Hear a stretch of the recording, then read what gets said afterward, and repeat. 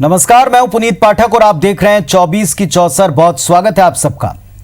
प्रदेश में चुनाव और उपचुनाव वैसे तो लंबा इतिहास रखते हैं, कई बार होते रहे, लेकिन अब की बार जैसा उपचुनाव और माहौल शायद ही इतिहास में कभी रहा। प्रदेश में एक साथ 24 सीटों पर होने वाले उपचुनाव के नतीजों से यह तय होगा कि प्रदेश में शिवराज सरकार रहेगी या कांग्रेस की सत्ता में वापसी होगी। 24 की चौसर में हमने अभी तक आपको हर एक सीट का सियासी तासीर और मौजूदा सूरत हाल बताया ताकि आपके लिए फैसला सही हो सके, आसान हो सके। आज बारी है मुरैना जिले की दिमनी सीट की।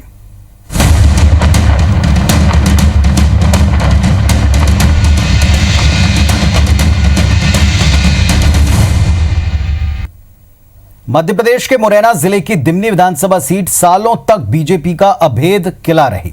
वजह है यहां से सीधे सरल सहज बड़े दलित नेता मुंशीलाल खटीक 2-3 बार को छोड़ दें तो भाजपा ने हमेशा से यहां उनके बलबूते जीत दर्ज की, लेकिन अब की बार मुश्किल है कांग्रेस के बागी गिरिराज दंडौतिया का दल बदल कर लेना। इसे क्षेत्र की जनता क्या स्वीकार कर पाएगी? क्या बीजेपी में उनकी स्वीकार्यता होगी? सबसे अहम यह कि यहां जातिवाद अपने आप में एक बड़ा उलझा हुआ गणित है। कांग्रेस क्या इसको अब की बार साध पाएगी? ये सब जानते हैं। दिमनी के बारे में जमीनी हालात पर एक रिपोर्ट दिखाते हैं।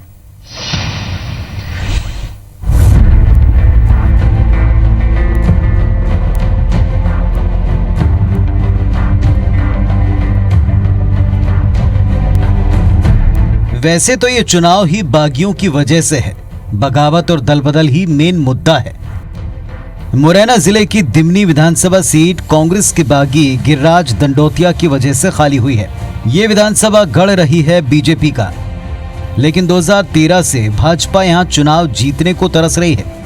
2013 में सीट से बसपा के बलवीर दंडौतिया ने जीत दर्ज की, जबकि 2018 के चुनाव में कांग्रेस के टिकट पर गिरिराज दंडौतिया ने बीजेपी के शिवमंगल सिंह तोमर को करीब 19,000 मतों से शिकस्त दी।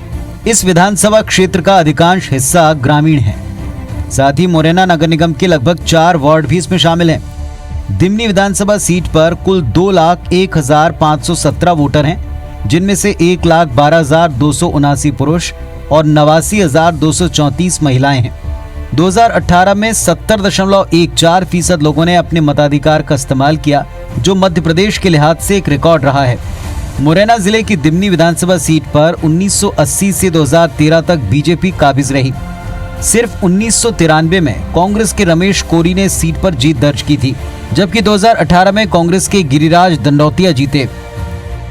1977 में जनता पार्टी के टिकट पर मुंशीलाल ने जीत दर्ज की। इसके बाद 1980 से 1990 तक मुंशीलाल ने भारतीय जनता पार्टी के बैनर तले लगातार जीत हासिल कर अपने वर्चस्व को कायम रखा। फिर 1993 में कांग्रेस के रमेश कोरी ने जीत दर्ज की, लेकिन अगले चुनाव में 1998 में मुंशीलाल ने फिर से इस सीट को भाजपा की झोली में डाल दिया। 2003 में भाजपा की संध्या राय जीती तो 2008 में भाजपा के शिवमंगल सिंह तोमर ने जीत का परचम फहराया। साल 2013 में बसपा के बलवीर सिंह दंडौतिया ने सीट पर जीत दर्ज की, जबकि साल 2018 में ये सीट कांग्रेस पार्टी के खाते में गई। कहा जाता है कि दिमनी विधानसभा के पूर्व विधायक बंशीलाल खटीक जेब में रोटी रखकर चलने वाले बीजेपी का एक बड़ा दलित चेहरा रहे। उनके बारे में कहा जाता है कि वो विधानसभा क्षेत्र के हर गांव का पैदल दौरा कर चुके थे। सादगी, सरलता और बड़प्पन की मिसाल थे मुंशीलाल खटीक। पर बदले हालात में यहां से कांग्रेस के बागी गिरिराज दंडौतिया भाजपा में शामिल होकर ताल ठोक रहे हैं। जब उनसे पूछा गया कि दल बदल क्यों किया, तो जवाब वही सामने आया जो सारे बागियों का है कि कांग्रेस सरकार में उनकी सुनवाई नहीं हो रही थी।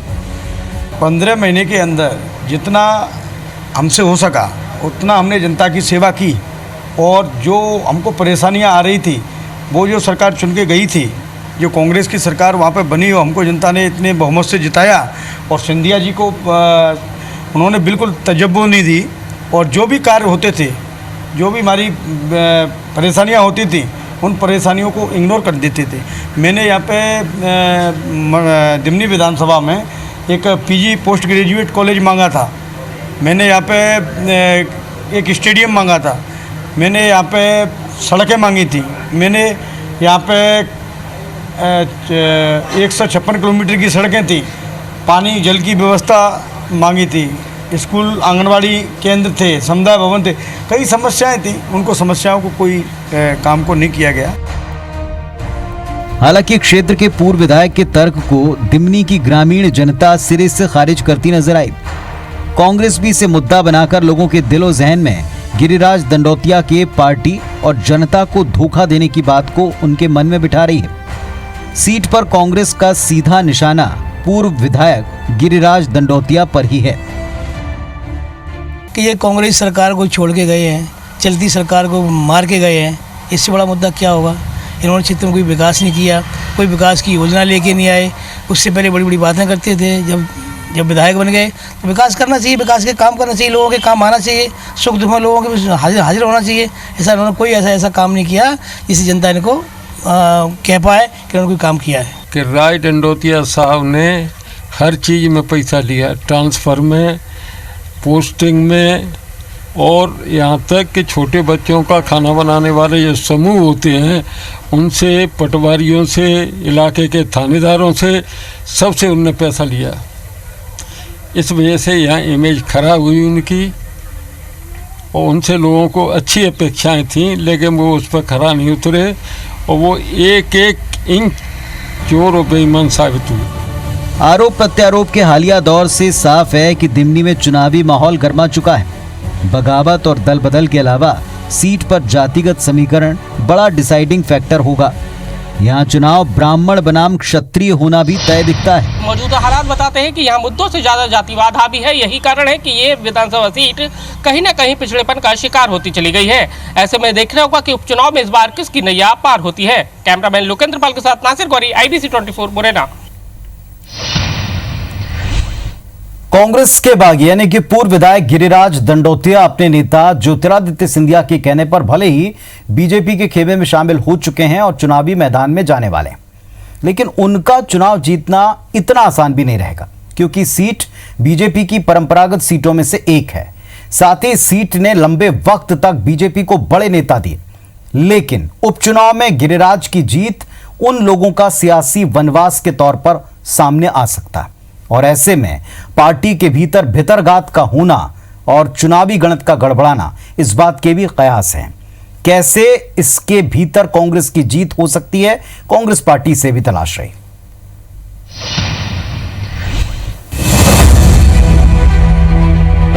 मुरैना जिले की दिमनी विधानसभा सीट पर जातिगत समीकरण और वर्चस्व के लिए संघर्ष चरम पर रहा।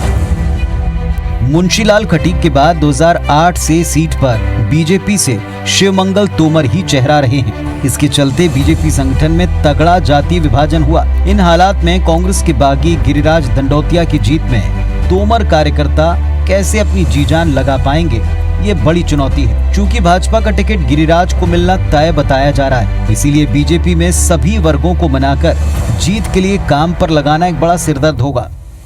कहा तो ये भी जा रहा है कि अगर पार्टी ने गिरिराज को टिकट फाइनल कर दिया तो बीजेपी के कुछ बागी बसपा से चुनाव लड़ सकते हैं। लेकिन इधर गिरिराज दंडोतिया का दावा है कि पार्टी में सब गुड ही गुड है, भितरघात की कोई आशंका नहीं है। बीजेपी एक बहुत बड़ी पार्टी है, बहुत बड़ा संगठन है। वहाँ पर कोई परिवारवाद नहीं है, वहाँ पर कोई जाति व्यवस्था की बात नहीं है। वहाँ पर सबको लेकर, सबका साथ सबका विकास का नारा जो मोदी जी का है, उसको लेकर हम कार्य कर रहे हैं और हम उनके साथ हैं, वो हमारे साथ हैं। हम जो काम कर रहे हैं, आज काम कर रहे हैं, वो सब लोग भारतीय जनता पार्टी के हमारे साथ हैं और हमारे साथ बिल्कुल खुलकर हमारा सहयोग कर रहे हैं। और हम क्या उनकी पार्टी से लड़ रहे हैं, उनके प्रत्याशी बनेंगे, उनको प्रत्याशी बनाएंगे तो हम चुनाव लड़ेंगे, भारतीय जनता पार्टी चुनाव लड़ेगी। उधर कांग्रेस में करीब दर्जन भर दावेदार हैं। पार्टी इलाके के जातिगत समीकरणों को ध्यान में रखते हुए रविंद्र तोमर भिड़ोसा, रक्षपाल सिंह तोमर, वीरेंद्र सिंह तोमर और मधुराज सिंह तोमर में से किसी को कैंडिडेट बनाने की जुगत में है। लेकिन साथ ही कांग्रेस को ये डर भी है कि तोमर का गढ़ कही जाने वाली इस सीट पर किसी एक तोमर को टिकट देने पर कहीं कोई बागी ना हो जाए। इसीलिए कांग्रेस एक नहीं 3 सर्वे करवा रही है। इसके अलावा पार्टी उन लोगों से सतत संपर्क में है जिनके बसपा में जाने की चांसेस दिख रहे हैं। वैसे कांग्रेस के लिए अच्छी बात यह है कि पार्टी के टिकट पर अभी तक कोई भी तोमर कैंडिडेट चुनाव नहीं जीता है। इसीलिए पार्टी को उम्मीद है कि इस बार तोमर कैंडिडेट पर दांव लगाने पर न केवल तोमर वोट बल्कि गुर्जर, मुस्लिम और किरार वोट भी लामबंद होकर उनको मिल सकता है। उनका कार्यकाल इतना गंदा गया है, कोई भी विधायक इस तरह का कार्य करेगा नहीं जो उन्होंने गिरिराज जी ने किया है। लोगों से मिलना नहीं, लोगों के काम नहीं करना, लेटर पैड तक को सेल कर देना। क्षेत्र में जाके आप देखिए क्षेत्र की जनता कैसे रो रही है। इन्होंने ब्राह्मण जाति को नीचा दिखाया है। ब्राह्मण जाति ऐसे काम कभी नहीं करती, धोखेबाजी करे, गद्दारी करे, अपने घर में मार के जाए। ऐसे पंडितों का ब्राह्मण लोग ऐसा कभी नहीं करते जैसे इन्होंने किया है। ब्राह्मण लोग बहुत रुष्ट हैं। मेरे ख्याल से आप किसी भी क्षेत्र में सबसे पूछेंगे, किसी से भी पूछ लीजिए तो आपको जवाब मिल जाएगा कि किस तरह से भ्रष्टाचार हुआ है नीचे से ऊपर तक। तो वो तो सब जानते हैं, मतलब आशा कार्यकर्ता से लेके आप ऊपर तक ठेकेदार तक, रोड वाले, किसी से पूछें तो हर जगह का एक ही कहानी मिलती है, काम कुछ नहीं हुआ। जितने भी गाँव में जितने भी जहाँ वो जा रहे हैं, जनता तो एक ही चीज़ पूछ रही है उनसे कि आप तो इसको जस्टिफाई करिए, आप गए क्यों। उन पे जवाब है नहीं, अभी तक तो वो कोई जवाब दे नहीं पाए हैं। और रही बात, अगर वो कहते हैं कि मैं काम नहीं कर पा रहा था, तो वाकई कांग्रेस के विधायकों ने तो बढ़िया काम किया अपने क्षेत्र में। दोनों दलों की मौजूदा स्थिति और चुनौती को देखते हुए साफ है कि इस बार दिमनी विधानसभा सीट पर बीजेपी और कांग्रेस के बीच कड़ी टक्कर के पूरे आसार हैं। सीट पर केंद्रीय मंत्री नरेंद्र सिंह तोमर का भी खासा प्रभाव है। इसके अलावा इस बार के उपचुनाव में सिंधिया की प्रतिष्ठा भी दांव पर है। सो तोमर बाहुल्य सीट पर दिग्गजों को जमकर पसीना बहाना होगा। नासिर गौरी, IBC 24, मुरैना।